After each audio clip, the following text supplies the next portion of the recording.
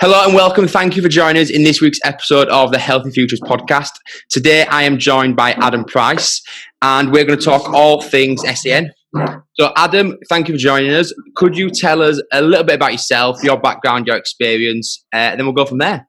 Yeah, so hi everyone. I work at a special needs school over in North Yorkshire and I've been here for nearly 11 years now. Head of PA over here, as well as PSHE and data. And we have the majority of our cohort ASD.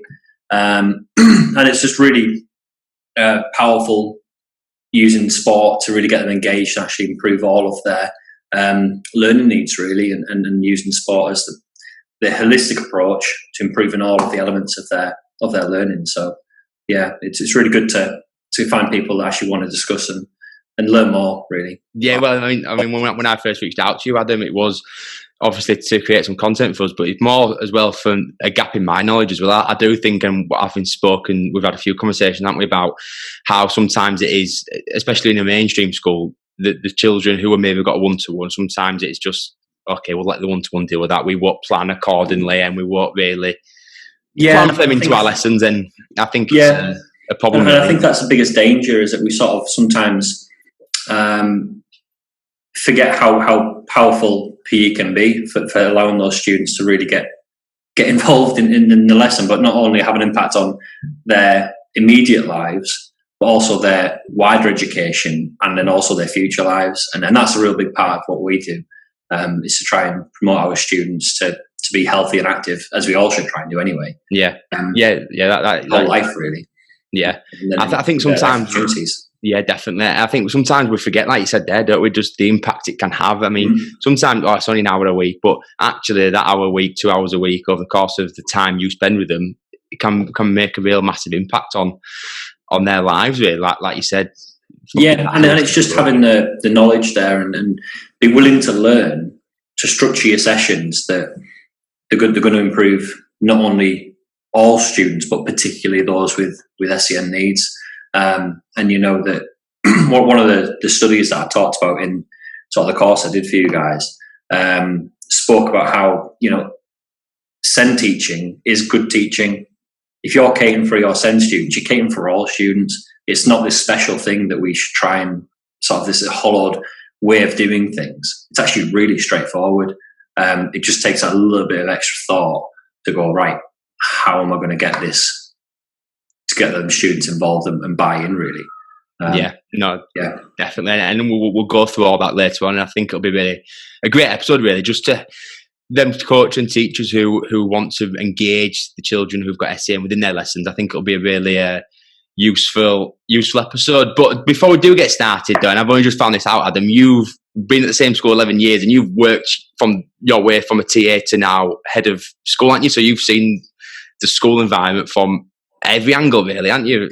Yeah, and I think it allows me to have a really useful idea about what everyone's challenges are within the school, and I think that's one thing I try and take forward. Not sort of I've done that, so you'd be able to do that, but right, well, how can I help you? Because I've done that role and I've had them struggles. So let's discuss. Let's figure out a way forward. And it shows just the level of achievement you can get through SEN, and it's not this stagnant place that people go to sort of see out the rest of their career. It's not the safe like MLS. It's not a sort of safe haven. It's really hard work when you're in there, but it's so rewarding. I wouldn't have stayed here so long if it wasn't. And every day, every student you come across is completely new, completely unique, and it just keeps everything interesting. You try and do one thing with a student one day, and you come back to do it the next day, and they're like, nah. Okay, let's try again. Go back to the drawing board. Yeah, and it just allows you to grow and learn probably quicker than I would say in some other places, because you get those that are academically able that you have to push on. They just need that slight twist in the way that you deliver it.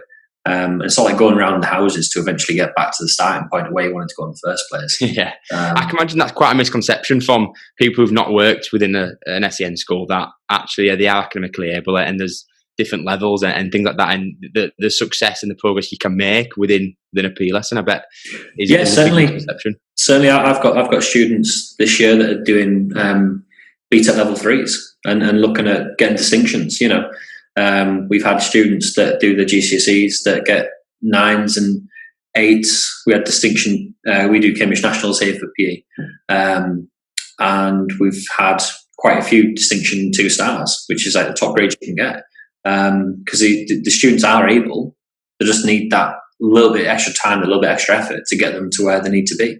And a little bit of extra understanding, really. So, yeah. No, definitely. And like I say, I think that's hopefully something we can touch on today. So, but I think going back to the original point of you being able to see everyone from everyone's point of view, from a TA right the way through, is important as well, because there's nothing worse than being told how to do something from someone who's never done it or never experienced that. And it's the appreciation of everyone's role within definitely. the child's education, not just I'm the teacher, therefore I'm the most important. These LSAs that we've got are fantastic, but even the SOC Ed team that we've got working alongside us, kitchen staff, everyone has an impact upon these children and upon their success, and we shouldn't devalue any position just thinking that we're this fountain of knowledge. Everyone plays a part for the children, really. No, I think that's a really, really good point.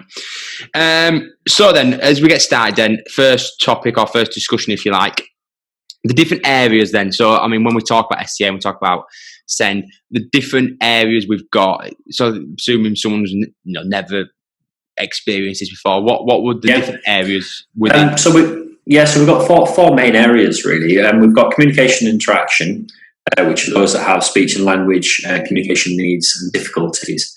Cognition and learning, so there are moderate, severe, and profound, or multiple learning difficulties. Social, emotional, and mental health, often most misunderstood area, really. I think there's sometimes we just assume that these kids are naughty, but actually they need, in some respects, some of the most support and most tailored support for them. And then obviously those with sensory and physical needs, so your visual impairments, your hearing impairments, sensory impairments, physical disabilities. And for me, working where we are, we've got mostly communication, interaction difficulties, but most students have the little additional extras. It's never just ASD. It can be ASD, but then they've also got hypermobility. They've also got dyspraxia on top of that, or they might have dyslexia alongside that. So there's usually multiple diagnoses along the way that make up the understanding of the child. And I think you're never going to find one person that understands SEN because it's just so massive. Yeah. So I think it's looking at the children you've got, looking at the students you've got in front of you, and that you're coming across and saying, right, well, what are my most common denominators here? So I think in mainstream primaries, social communication is the biggest SEN category, mostly in secondaries as well. And then your moderate learning difficulties are also really profound and really present within our primary settings and our secondary settings, because they're able to just about remain at the pace of the learning. So they don't need an alternative provision, really. So when you said that, obviously the 4 different areas, and you said about, so it's very rare that a child will necessarily just fall into one category. It could be one category mainly, but then different aspects. Yeah, so they'd have a primary diagnosis of ASD, and then they'd have a secondary or third, and it just then becomes sort of a big mesh of understanding that you need to then have around these childs. But then even ASD doesn't present the same for every single child. And you might have some students who are down sort of the PDA route, so they have pathological demand avoidance, and they're the ones that really struggle to engage with even very simple demands, even very simple requests that we feel, well, why are you doing that? So put your shoes on for the day. They would do everything they could possibly do to avoid doing that. And again, it's one of those things where we sort of misunderstand really what's going on there. But then the other end, you've got what would potentially be classed as high functioning autism. So they've got social communication difficulties, but they are very academically able. Yeah. And it's not just this, that's that box, therefore these are the strategies that are going to work. It's literally a suck and see all the time, play around and experiment. I think that's a really, really good point as well, though, about how it's, different strategies that are going to work with different children. There's not a one size fits all that okay, this child is this is what we're going to do. It is about, try and testing really, and finding out what works that particular child on that particular day. Like you said earlier about it works on a Wednesday, but on a Thursday, actually, we need to go back to the drawing board because it's Thursday and for no other reason than that.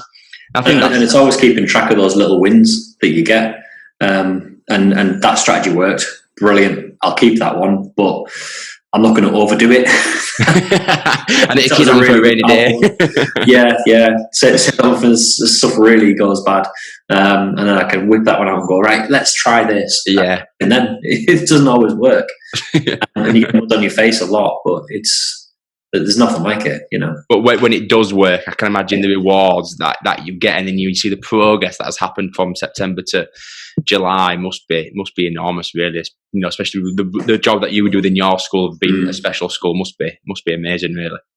Yeah, and you get to see them all the way through. So this year, because we're from year 5 all the way through to sixth form, so it's, we take a really wide age range. And this year, my first ever class will be leaving sixth form. Right, wow! Sort of like, that's a long time to be. To know a group of children. Yeah, and I've seen them that whole way and that development that whole time. And you sort of go, wow, you used to be like this. Yeah. And now I can have a really pleasant and nice conversation with you.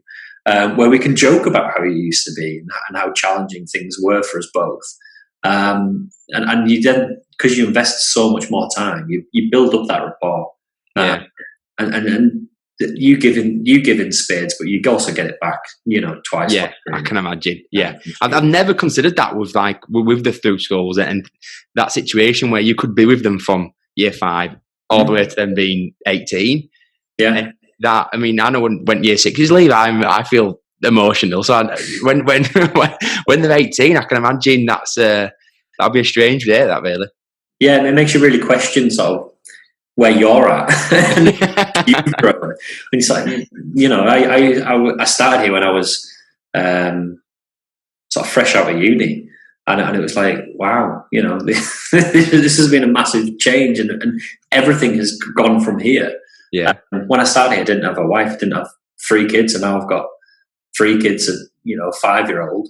Gosh, everything changes and goes through the times, really. But yeah, it's definitely very reflective. No, definitely. That's with like you say about the time, but it must be great for them as well to have that consistency. It is, and I think that's where they get some really good development, because no matter what's happened the day before, you come in fresh start every day. You might have had a really challenging day the day before, where you've had to potentially use restraints. Next day, fresh start. It's fine. Let's move on. Yesterday was yesterday.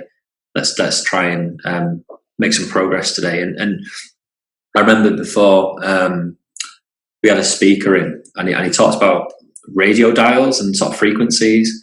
And he was saying that our SEN students are like radio frequencies, and we've got to try and get our frequencies to match. So if they're looking at 95 FM, we need to be dialing down at 95 FM, and sometimes they'll be right at the bottom scale, but other times it might be right at the top, and we've got to try and constantly tune into them. Yeah, realistically, they're not going to come into us. We've always got to try and get to them, and then we can take them where we need to go.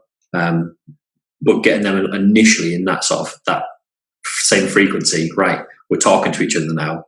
We're hooked. Now let's go to where we need to get to learn. I think is a really powerful way of thinking about it, and that's one that's really stuck with me. Yeah, it has. It sort of makes sense, doesn't it, when you say that? Yeah. It does sort of make sense. It goes back to what you said at the start about actually, we're on 95 FM today, but tomorrow we're on a completely different frequency, and we need to find that out for a new day. Yeah. But I think what you said before about every day's a new day. I think that's just a general good way, a good teaching point, that, isn't it, really, about just whatever happened yesterday, today's a fresh start, and we move forward, because we can't dwell on it forever, and we do need to move forward and make progress. But just going back to the very start of this bit, where we mentioned, if we're talking in a mainstream school, the most, I say common, the most frequent, or what we might experience most within a mainstream school, what would that look like in terms of an area? It would be communication and interaction difficulties that are the main, sort of most frequent, really. Just spells. I thought that was my doorbell. I thought Amazon's here. We don't have like this horrible fire alarm going on. We have these little chimes. It's quite nice. That should be it now. Yeah, I think it's done. Usually you've got communication interaction, followed by SEMH within sort of your mainstream settings. Not always with EHCPs, sometimes just with the potential. So sometimes like SEN support as such, where they sort of know something's there, but they're not quite met the threshold to get to the next stage, really. And then that's students who are really going to struggle potentially with sort of the listening and attention, and understand the spoken language, like the receptive skills. Their expressive language might be, and this is everything is always a might, because it's never a definitely. Yeah. They might struggle to convey themselves properly within the speech or the writing. So they might use lots of hand gestures, or like sign language potentially. Yeah. Their social communication potentially is a struggle. Making and maintaining friendships can be really challenging for these students, because they don't quite get the same social constructs as us. Understanding the feelings and emotions, not only their own, but of others as well. So they might not understand how or why they've upset someone. And an instance occurred, well, I thought this was okay. And it's like that understanding of, well, can you see it from their perspective? No, can't. So we've got to try and use social stories and things like that to try and work the way through that. Sensory integration, their ability to take in their surroundings and sort of go, right, well, that light's really bright, or that clock's ticking quite loudly, and it's really just bugging me right now. They can't switch off from that. That becomes their main focus, or it's just too much overload. So lots of posters on the walls and things can just be just far too much input for the students. And then sort of speech and sound difficulty, really. So coordination with actually just speaking in general, or hearing. They might not be able to necessarily take on board exactly what we're saying. Then you also get things like hypermobility, which is something that for some reason often comes with communication and interaction difficulties, especially ASD, as well as your dyspraxia. So we're thinking about PE, that's usually follows on as well. We've got quite a few students with hypermobility issues, as well as dyspraxia, so that it adds another layer of challenge there, really. Of course, yeah. And I mean, it's so important that when we are in mainstream, we know about these things as well, don't we? Because we've got to adapt our teaching. If we've got a child in our lesson, obviously we want to keep them in our lesson for as long as possible, and been knowing these things and knowing what could cause issues to that child, we need to be aware of, and we need to, I suppose, make adjustments to cater for that when we're delivering our lessons within a primary setting, really, I suppose. Yeah, definitely. And it's sort of identifying those key areas of triggers, really, and speaking to those that know the students best, whether it be former teachers or if they've got an LSA, their LSA support, or even just parents, and the SENCO, they can offer real insight into what makes a child tick, what's their interest. So then you can try and gear things a little bit more towards the direction of their learning, really, and then start to build that relationship. Yeah, definitely. Because I mean, like I said at the very start, we don't want it just to all go back onto that. We've got 29 children now, I want to focus on them, and then leave it to the one-to-one, or just sort of forget about that one child that's in lesson, which I think happens all too often, really, within a mainstream setting. So if we're talking about barriers, then, so I mean, I think we've spoken a little bit about this. If we're thinking about a child who might fall under any number of the categories that we spoke about, what are some of the barriers they might have to engagement? What might stop them from engaging with our peers? I tried to pick out what I feel personally are the 5 biggest barriers that can be fixed. Yeah. And that we can do something about. Really. Sorry to speak, I think that's really important, that bit as well, like you say, that we can do something about it. There's something that we're just not going to be able to solve. Yeah. And I think and picking our battles almost is definitely. There's certain things that are just that way, and no matter how hard we try, we're going to be struggling to meet that need, or to really cater effectively, especially within a mainstream setting, with the addition of another 20, 30 kids. All with their own unique needs as well, and you never only have one. There's always 3 or 4 within a class. My wife's a teacher, and I think she's got 3 SEN students within her class this year, and she's got a class of 24. So then being able to manage those 3 students as well as the rest of those, and she's got quite a relatively small class in her school this year. But yeah, back to that. The 5 main areas that I feel are our drive for a competition-based learning and set up really in our lessons, our behavioural expectations, and sensory processing, as well as our own professional development and experience, and then really the accessibility of our lessons and of our facilities as a whole, really. Yeah, definitely. And I think if we just go through each, we'll talk about each one. Yeah, that makes sense. Yeah, because you could talk about each of them for ages. So we'll try and stick on. But with our competition-based learning, we often find that. So one of the things I do with my students here when they come in, I do like a bit of an interview with them. And I say, right, how was PE in your previous school? What did you find good? What did you find works well? What was your attitude like? That sort of thing. And most of them have an issue with this idea of being left till the last. Yeah. We can all picture it where we set up teams, we get all the kids in the line, we get 2 captains out and go, right, off we go. Yeah. And it's a competition. Let's pick our best players, and then and then you're left with the same kids every single time right at the end.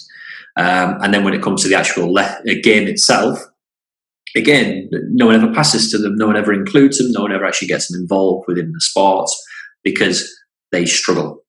Yeah. How are they going to improve if they are then not getting the opportunity to improve and engage with that lesson? And I think when we look at competition, and don't get me wrong, I love competition, and we still do it here. Just before this, I had a lesson with year 7s where we're doing relay races across like a parkour track and things. Yeah. And really getting them moving. But it's all about how you deliver and how you set up that competition. So we make sure that we do cooperative learning, cooperative experiences, rather than this direct competition, aiming for a set goal or trying to change the scenarios within the games to make it more fair, to make it more even. Don't do the whole, right, 2, 3, 4 team captains, let's pick. Already have the teams set up and laid out of who you feel will actually support each other and really sort of enjoy the game. It's a real, turn off for some kids, is this drive for excellence constantly within PE. And Definitely. If we're able to try and remove some of that pressure for even the more able kids that feel the need to constantly win, it's going to do them a world of good as well. Definitely. They're going to sell. Definitely. I think I know we're talking specifically about SEN, but I think that's just a general PE thing. I mean, you even look at the in a mainstream school with the children who may not be as physically strong. I mean, in terms of skill ability, they're going to get picked last, and they're going to get switched off from PE. And then, like you say, picking the group in beforehand and thinking of that holistic approach. And okay, can we work on leadership? Can we work on different aspects by picking them 4 captains? It's not something I ever do really within my lessons. And I think just generally that competitive base that a lot of sessions seem to be based on isn't the most effective way of delivering a lesson. Yeah, and I think we look at the assessment strategies of PE now. A lot of schools have really changed from I can kick a ball X distance, I can catch a ball with my weak hand and things like that, where it used to be sort of really skill focused. obviously YST's done a lot, AFP have done a lot about this hands, heads, heart. Yeah. And I remember when this first came out, about 5 years ago now, I remember looking at it thinking, well, we already do that. That's already our focus. We already focus on the character building of our students and the resilience and all that sort of thing. But often your lesson then doesn't actually reflect what you said your assessment is. So you say you're assessing or looking at a student's ability to develop their resilience or their ability to strive in the face of adversity, but you're not then doing that in your lesson. Yeah, it's still a skill-based lesson. It's still a skill-based lesson. Yeah, and you're still putting it purely on this old-fashioned teaching, but with just this new assessment on the side, and it's a bit of a mismatch, really. Sometimes a bit of a box-ticking exercise to say, this is what we're planning, which everyone comes and looks at our planning, but actually this is what we're delivering, and it doesn't match up, it doesn't marry up. Yeah, and I think you can, as I said, you can really easily switch away from this by just doing cooperative-based learning. We're all aiming for the same end goal. We're all aiming to, as a whole group, score as many goals as possible, or get as many passes as possible. Yeah. We're all aiming to get a cumulative distance. So how far can you throw a javelin? Right, we'll add all of the javelin distances together. And then actually also then incorporates more teamwork and more peer support. Because if you've got one kid who's thrown his javelin the furthest he can in his first throw, right, you now support these guys, coaching them how they can do it better. Because you've already done your best. Why don't you help these guys get better? Because as a group, that we're going to get the best score. And that then just allows the whole class, to do better, not just those with SEN. Definitely. Yeah. The second area was about professional development and experience. And I think, again, this is an area that was identified by a Carter review. That was in 2015 that said, our initial teach training isn't providing enough education on SEN. Now, I've been really fortunate during lockdown to actually deliver quite a few sessions for initial training teachers, but also for more experienced teachers about how they can cater for SEN in their lessons and start to open up them conversations. And I think it's really important that we never stop learning. Yeah. And it's great that people will come and watch things like this and take a lot on board because they're continuing to learn. They're continuing to put that time in to develop their practice.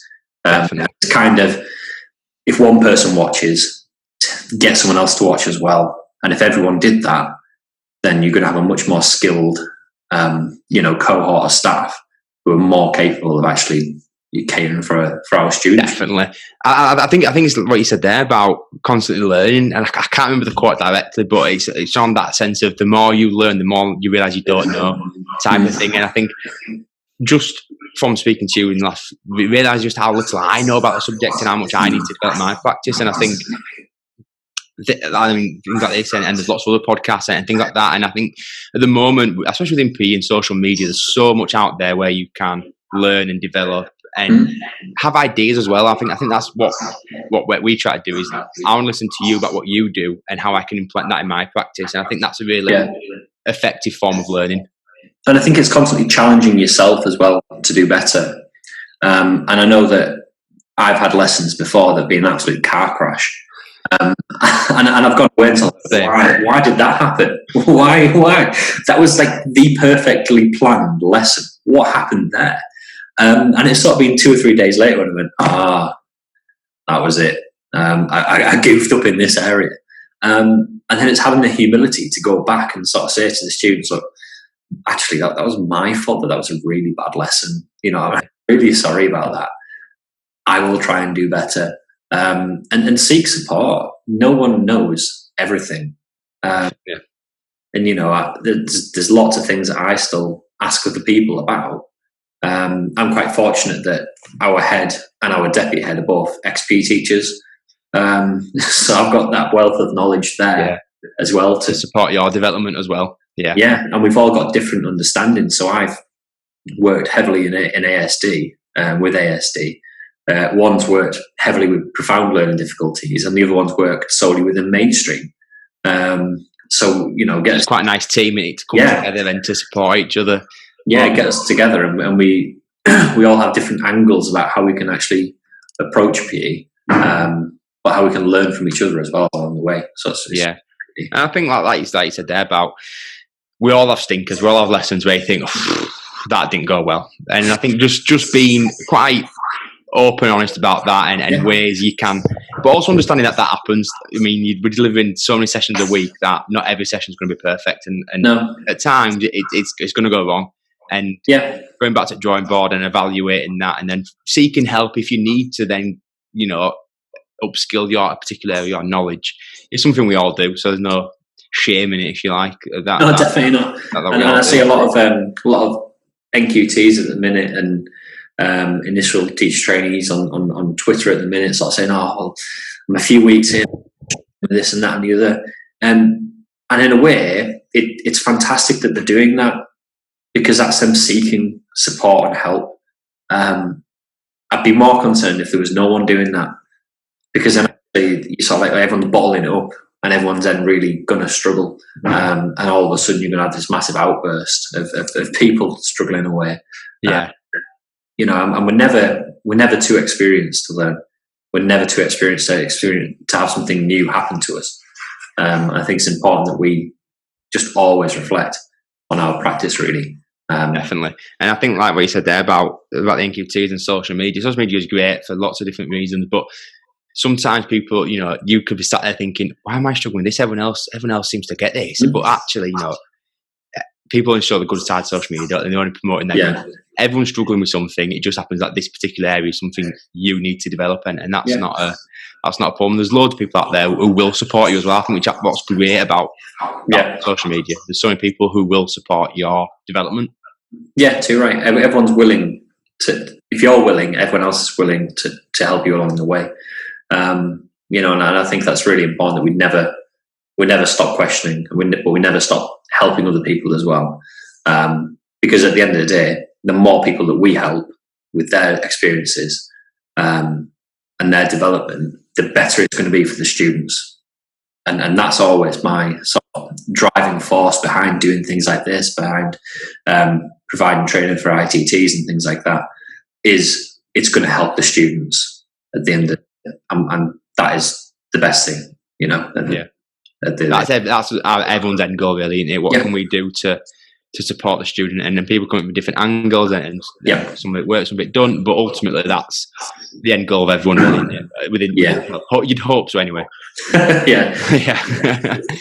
I mean, if we talk about the third one then, so I think this is probably one, especially primarily within mainstream, is behaviour expectations and managing your expectations of behaviour within a mainstream setting. And I think this is one that, it's not saying let things slide, because we have to have routines, and we have to have a behaviour policy and things like that. But it's trying to have that flexibility in your approach for them students. Getting change for PE lesson can be a real challenge for some students, whether it be actually their ability to do it. And it becomes just a real source of embarrassment, or whether they don't know what order to put the clothes on, because their executive functioning is not there, or not where it should be. But then also just the embarrassment of getting changed in front of your peers. That's quite I never thought about it when I was in school. But you sort of become a teacher, you're like, actually, this is quite daunting for some kids. And then that's one area that our behaviour expectations, can they get changed elsewhere? Can they come in their kit? So I know a lot of schools at the minute, my kids are going in PE kit. It'd be interesting to know if that's improving engagement of those students who have SEN needs are able to engage more within the PE lesson because they're not worried about that particular area. But also thinking about, how are we structuring our expectations when we're stood and we're delivering. So I remember when I was doing my initial teacher training, and there was a student by my feet who had additional needs, and we were doing basketball, and he was just bouncing the ball ever so slightly on the floor. Wasn't distracting anyone. He was perfectly fine with it. And this was in the mainstream. So my initial teacher training was half in this school and half in a mainstream school. And that was a whirlwind. Wow. But that was an interesting comparison. Yeah. So I was getting observed by sort of my lead assessor as such. And she's watching the lesson go, and everything was going well. And there's this little kid dribbling this ball away on right next to me, not distracting anyone. And I just left it because I was like, it's fine by me, I'm cool with it. And it got picked up on in the feedback. My behavioural expectation wasn't high enough because that student was bouncing the ball and it was distracting. I said, who's it distracting? Everyone was listening. Well, I couldn't concentrate. But the kids could, and allowing him to concentrate, because actually he was then meeting his needs, but he was also able to listen. And it's sort of making those little allowances. Do they need to all be sat down exactly in the same spot? Is there a student that needs to have a little wander in a lesson that just needs that little bit of movement to help them regulate, who can't just sit completely still and silent, who might need to roll a little bit, as long as doing it in relative silence? Is that really the end of the world? Yeah. And it goes back to what we said before. The reason I picked these 5 is because it is pick your battles. You've got to pick things that you can win with. And this is an area where we just need to change ever so slightly, still have the same expectations, high expectations. This isn't saying have low expectations, still have high expectations, but just make those little allowances to allow them students that little bit of flexibility that they need. Yeah, and I think speaking, like we said at the very start, about speaking to the teacher, speaking to the SENCO, and finding out actually what might help me within my lesson. If a child's walking out or bouncing a ball, he's picking them up on that the best way to go, or actually could I let that slide a little bit, and for the good of the rest of the session as well, and the good of their learning. But I think we've spoke quite a few times, you're not going to get it right every time, and you might let something go and think, oh, I probably shouldn't let that go. But at the same time, you might pull them up and think, actually, that could have been let go a little bit. And I think it's that getting to know the class, getting to know the individual, and over time, hopefully, we start to see a change. Yeah, and you don't want to back yourself or the child into a corner, because then no one's going to win. Stop passing the ball. No.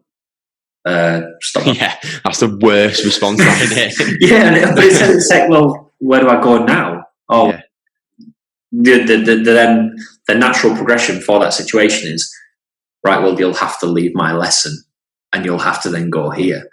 And it's like, that then just defeats the whole point of them attending your lesson in the first place, if they're always going to get told off and then always going to have to leave. We need to try and maintain these kids within our lessons. So if we need to give that a little bit of leeway to allow them to continue to maintain the engagement, then it's all about the greater good, isn't it, really? Yeah. It's a worthwhile trade-off, isn't it, for the sake of that letting that little slide for them to stay in the lesson, and all the benefits we spoke about of PE and the holistic approach and all the benefits it can bring, for letting them bounce a ball for 30 seconds while you deliver an input, I think is a worthwhile trade-off. Yeah, and I think as long as it's not distracting others, it's not the end of the world. And I think it ties in quite nicely with my 4th area, which was about sensory processing. Because for me, when looking at PE, it's an absolute minefield in terms of sensory processing.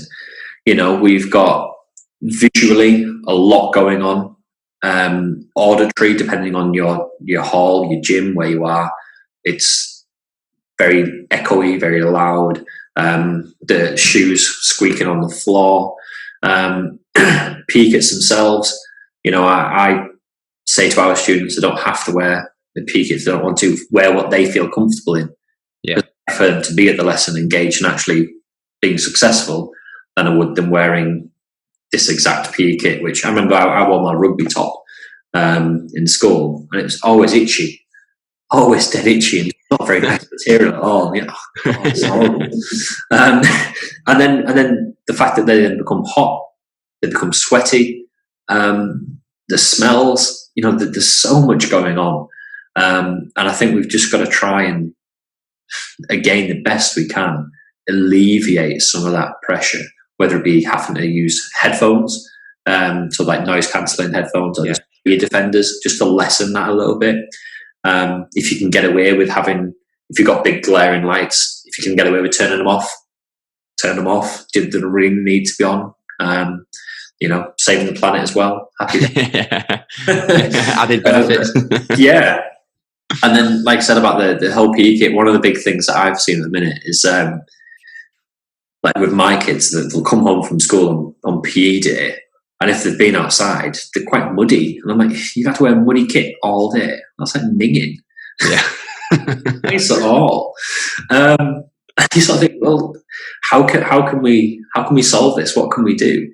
And it's just having good communication again with your Senko, with your other teachers, with parents. You know, what if they're doing sport at home? What would they wear? Yeah. What would they do about getting changed? What would they do about this and that and the other? And just trying to get those very personalised plans in place to allow those students to be involved, really. And to give them the best chance of, like we've said, for staying in the lesson. And if that is a 10-minute conversation with the parent, the Senko, the teacher, whoever it might be, who knows that child inside and out, of what you can do, little changes you can do within your lesson to keep them in the lesson, really. Yeah. And I think for me, one thing that we try and start our lessons off is a little mini sensory circuit, which sort of doubles up as a warm-up. So you might have one section which is about sort of rebound and bouncing. So you might have a yoga ball where they can bounce on the yoga ball, or a little trumpet where they can bounce on the trumpet for one station. And then they might move on to another station where it's just a big crash mat and they just run and jump on it, just to get that sort of the splash effect. They might have another station which is about just pushing against a wall, and it's just activating those senses for those students, just to ground them a little bit, and to regulate them the best they can before then they get within the lesson. And a lot of sensory circuits work really well as a warm-up, or as a cool-down, or as both. Yeah. There's one thing that we find is that we've got students coming straight from PE and then having to go sit down in English, as you'll have in mainstream as well. And it's really difficult to then bring them back to a place where they're able to engage. And if we take that 5-10 minutes with the rest of the class as well, on actually regulating them back down to a place where they're able to engage, you're going to see a massive improvement moving forward. And it's going to be, it's going to help all of the students, but also particularly those with SEN needs. Definitely. Really. It's just like the first 5 minutes after lunchtime, they've been running wild for 45 minutes, doing what they want, running dinner ladies ragged, and then you're trying to sit them down through music, and it's just not going to happen. And I mean, when I try and finish my lessons, I try and do a calming activity. So I suppose it's exactly the same concept, really, of bringing them back down, getting them ready to walk back to class, or to get ready for the next lesson. I think if we can incorporate that in a mainstream lesson to re-engage the children who might need that extra support, then it's worthwhile doing again. Yeah, and it's not just a case of doing a warm-up or doing a cool-down. It's about specifically going out of the way to do a sensory circuit, which is going to allow those students to then have their needs met, but then also regulate them effectively. Yeah. And again, there's loads of OTs, occupational therapists, around on Twitter, that you'll give a message and they'll be able to give you a little steer in that direction. There's loads of research and circuits already out there within the internet that can just give you that a little bit of a steer. We're fortunate that we've got an OT on site who I can work with, and try and work with quite well, where we gear up our sensory circuits specifically for the kids that we've got at the time. But it's just trying to build those wider networks, really, so you can meet needs, really, really well. Yeah, no, I think you said right at the start about it being such a SEN is just such a large topic, which it's impossible to cover, in one go. So Yeah. reaching out to people who might have more experience and particular expertise, it makes sense, really, doesn't it? Yeah, it definitely does. It's just simple as that. Yeah, definitely.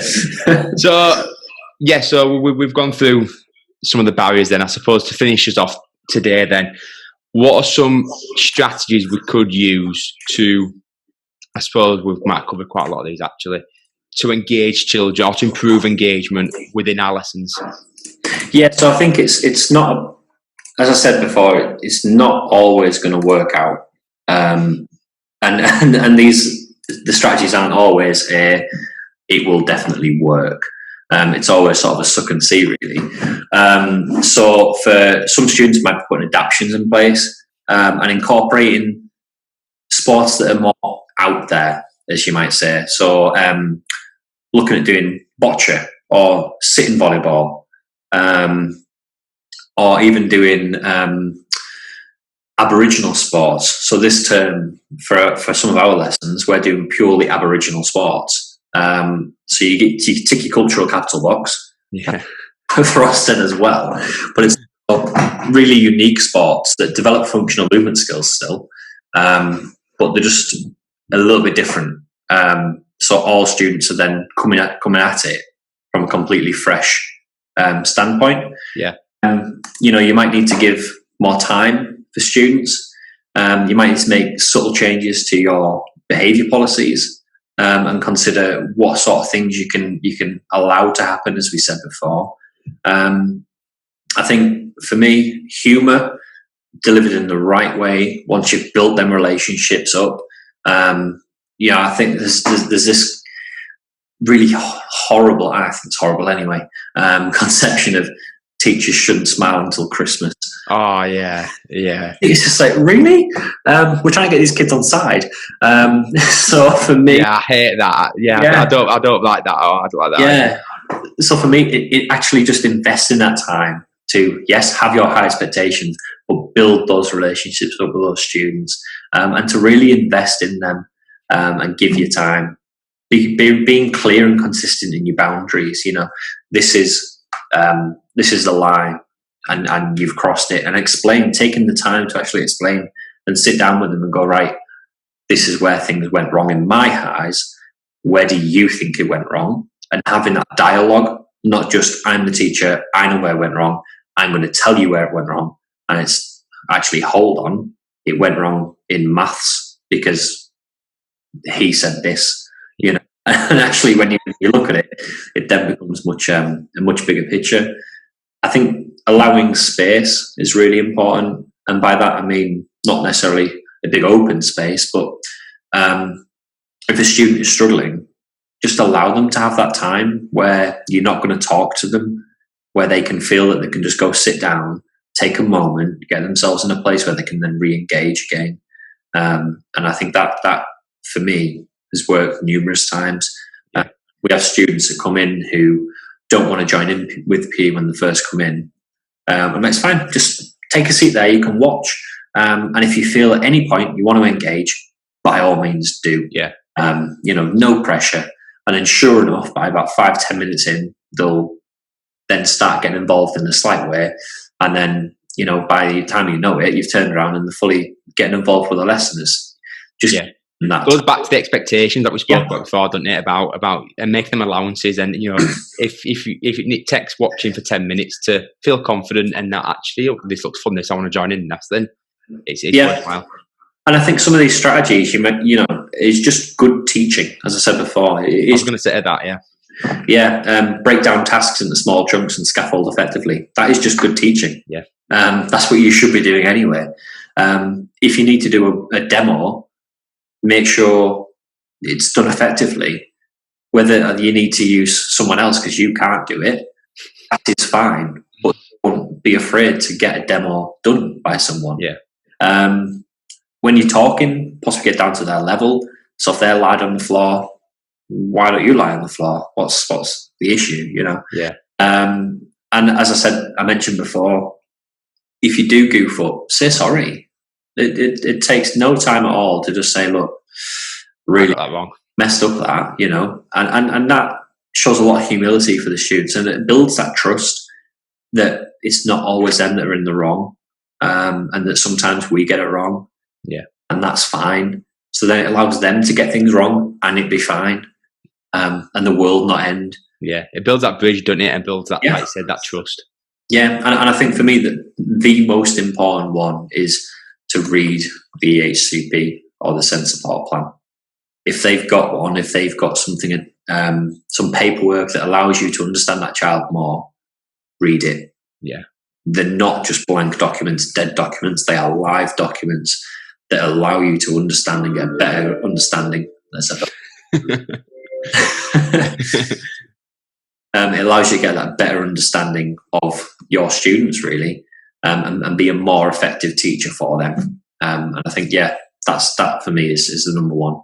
I mean, I think that a big thing that I'd take away from this, one thing we spoke about a lot is getting to know the child, and then making, and like I say, if you've got a piece of paper there, you've got a document that will give you the basis of everything you need to know about that child, and then adapting your sessions accordingly. So I think, I agree with you what you said there about finding as much out as possible through that, through the plan, and then go from there and seek advice. Speak to the SENCO, speak to people who can support you to engage that child in your lesson. Yeah, and it is, as I said many times, it is a constant experimentation, constant suck and see. Some things will work, some things won't. Strategies that I suggest haven't worked with certain students, but then others have really well. And it's just not giving up, constantly being there and be willing to go again and to go again. Until you'll get there. There's one student who I taught him since year 7, and when he first came, he hated PE. His first PE lesson, he was screaming under a desk because he didn't want to come down to PE, and it was really quite distressing. For him, and I went to see him. I said, "It's fine, don't worry about it." So when you're ready, you can come down, not an issue. And he's now in year 10. And last year he joined in the Hall of Sports Day. And that I didn't think he was going to. He came up to me at the start of the day. He hadn't signed up for anything, but he came up to me at the start of the day. He said, "Is there any chance that I can get involved? I just want to watch a little bit." I was like, "Yeah, of course, you watch." And then he came to me and said, "Right, which team can I be on?" I was like, "Well, you can go on this team." I wasn't expecting this. Whichever one you want. And then before I knew it, he joined in with a whole day, and it was just that's one of the moments where you're just like, there we are. Yeah. To see that progression from being so distressed, which must have been an horrible thing to see, to coming out of his way to join Sports Day is unbelievable, really, isn't it? And it took 2 years, 2 years to get to that point. And it's one of those things where it might take 2 years, it might take 10, it might never happen that you ever get to see it, but you will always keep trying. And I think that's the good thing for these students to see, is that you're always going to be there for them. Yeah, definitely. And I think from a mainstream setting is just making that effort to engage that child. And what I mean, I think when everyone's probably been guilty of it at some point within their teaching, is having 29 children and focusing on them 29 children and leaving that maybe that one child who needs extra help and extra support, and to adapt slightly and not forgetting about that one child or numerous child, like you said, with your girlfriend's class, and making the effort and taking the time to get to know them and to include them within our PE lessons and not just let them go off with a one-to-one. Yeah, too right. And it'll make such an impact to, like I said, not only their immediate lives and chances of success, but for their whole life. Because they'll be able to do so much more, and they'll be so much more confident and resilient, and they'll persevere so much more, and then they'll have so much more character and esteem potentially, and it's just giving them those opportunities that we give to all of our students, and allowing them to access it in a way that's gonna really work for them. And not just leave them on the sidelines.